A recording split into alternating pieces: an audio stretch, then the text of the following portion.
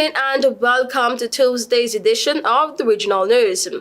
The Emergency Powers Regulations 2024 has been officially published, outlining the rights and responsibilities of citizens and law enforcement during the state emergency declared on Monday.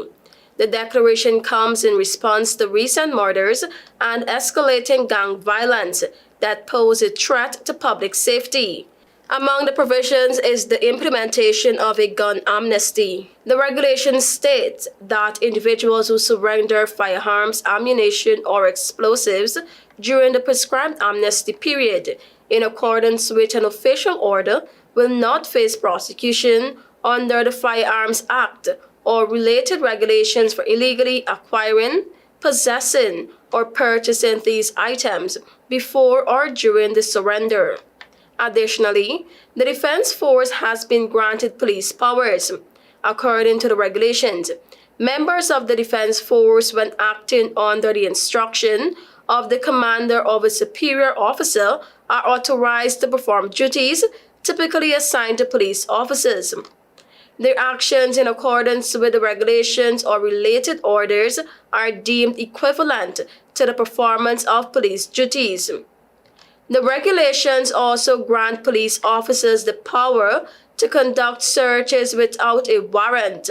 Officers are permitted to enter and search premises as well as stop and search vessels, vehicles, or individuals, whether in public or private, if they suspect evidence related to certain offenses may be found. The use of force is allowed if necessary, and any evidence discovered during these searches can be seized. Venezuelan Attorney General Tariq Saab said on Monday that 413 more people arrested over election protests are to be freed, taking the total number of prisoners released to 1,369. In recent weeks, Saab has announced a series of releases of groups of more than 2,000 people who were arrested for taking part in protests after the July election. Hundreds of migrants waited in long lines outside an immigration office in southern Mexico on Monday, hoping to secure safe passage north and enter the United States legally before President-elect Donald Trump take office in January. Trump plans to end President Joe Biden's humanitarian programs, including one that allows migrants in parts of Mexico to make an appointment on a U.S. government app known as CBP-1 to approach the port of entry and enter the U.S. legally. The Mexican government runs a program of busing migrants with confirmed CBP-1 appointments from southern Mexico to the northern border, seeking to protect them from gangs and organized crime groups that extort and kidnap migrants traveling across the country.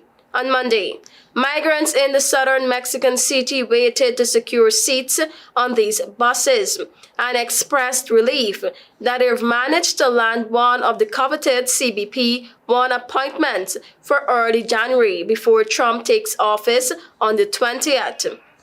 The Mexican government's buses generally run 2 or 3 times a week, transporting migrants over 1,000 miles north to Mexican border cities. Hundreds of thousands of migrants have been able to enter the U.S. legally and access work permits as a result of the CBP-1 and the other Biden humanitarian programs.